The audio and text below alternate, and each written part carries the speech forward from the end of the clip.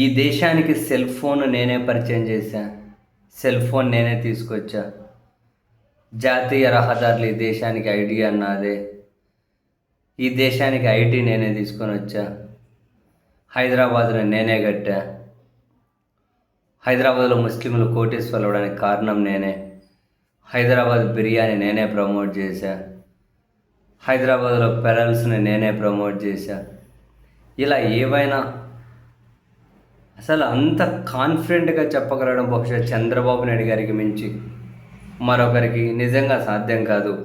And తాజాగా video ఎప్పటిది అన్నది నాకు తెలియదు, కానీ ఒక వీడియో ఫుల్ సర్క్యులేట్ అవుతుంది. అది వారాంత పలుకులు ఆయనతోటి చంద్రబాబు నాయుడు గారి ఇంటర్వ్యూ. ఆ ఇంటర్వ్యూలో చంద్రబాబు నాయుడు గారి మాటలు తెలంగాణ సమాజంలో కూడా ఫుల్ చర్చ చక్కర్లు. ఏంట్రా బాబు, మరి ఇంత కాన్ఫిడెంట్గా ఎలా అబద్ధాలు చెప్పగలుగుతారు అని. అసలు ఇలా చెప్పగలుగుతారా? ఎప్పటిది ఈ వీడియో ఏంటి అన్నది తెలియదు, కానీ బట్ ఫుల్ సర్క్యులేట్ అవుతుంది. చాలామంది రాసుకుంటూ ఆ వీడియో పాపులర్ అంటే షేర్ చేసుకుంటూ ఉన్నారు. ఒక్కసారి చూడండి ఆ వీడియో, మీకే తెలుస్తుంది. తెలంగాణలో ఎడ్యుకేషన్ కొంచెం లేట్గా ప్రారంభమైంది.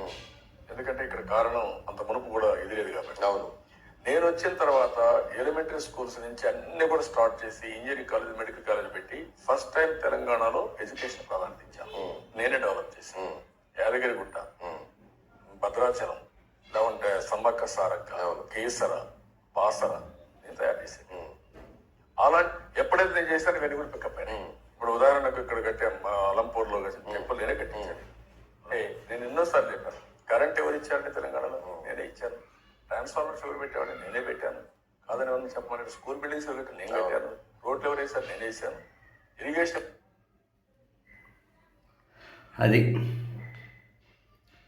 చంద్రబాబు నాయుడు గారు ఏమంటున్నారు, తెలంగాణలో ఎడ్యుకేషన్ నేనే ఇచ్చాను. తెలంగాణలో ఎడ్యుకేషన్ లేదు, ఎడ్యుకేషన్ నేనే ఇచ్చాను. తెలంగాణ కరెంట్ ఎవరు నేనే ఇచ్చాను.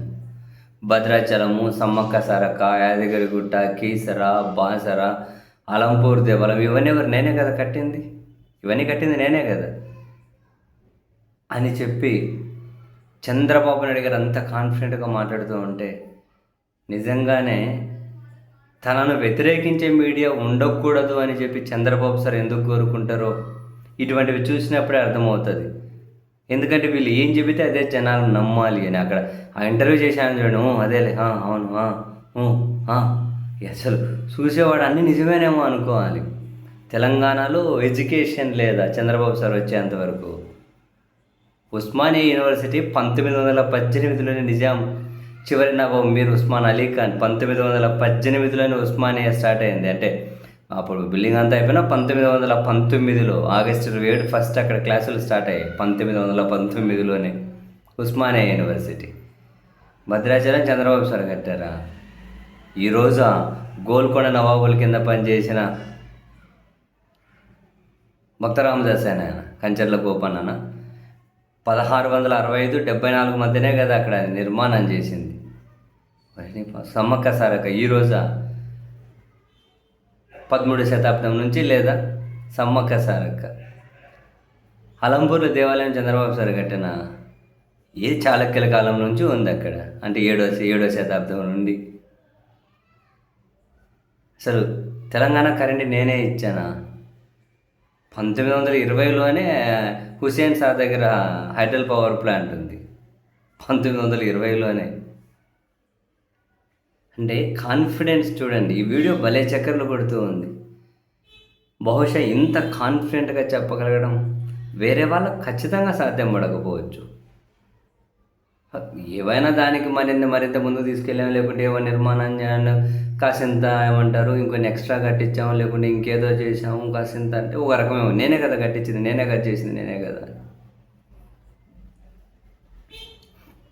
రామారావు గారు రాకముందు ఇక్కడ వాళ్ళకు అన్నమే తెలియదని చెప్పేవాళ్ళు. వీళ్ళే తెలుగుదేశం వాళ్ళే ప్రచారం, చంద్రబాబు సరే చెప్పారు ఆ మాట కూడా.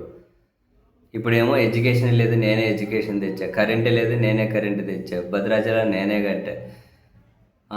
అలంపూర్ నేనే కట్టా. మొత్తం అంతా విద్య నేనే ఇచ్చా, కరెంట్ నేనే ఇచ్చా. ఇంత అసలు ఎప్పటి వీడియో కానీ భలే చక్కర్లు కొడుతూ ఉంది. తెలంగాణ సమాజం అయితే అసలు చాలా చాలా చైతన్యవంతమైన సమాజం తెలంగాణ సమాజం. తెలంగాణ సమాజం చాలా చైతన్యవంతమైన సమాజం. అయినా తెలంగాణను చంద్రబాబు సార్ పాలించింది ఇప్పుడు 95 నుంచి 24, 8-9 ఏళ్ళు మాత్రమే. అందులో ఎన్ని సాధ్యమైనాయి అసలు ఎప్పటివి ఇవన్నీ? ఎప్పుడో తెలంగాణ స్టేటు సుసంపన్నమైన స్టేటు. కాబట్టి సరే వాళ్ళు నేను అదే చెప్పాను కదా, ఇంకా దీనికి వ్యతిరేకంగా కనిపించే వాళ్ళు మాట్లాడే వాళ్ళు ఎవరు లేరు అనుకుంటే ఇవే నిజాలని చెప్పి భావితరాలు కనుక అనుకునే ప్రమాదం లేదా?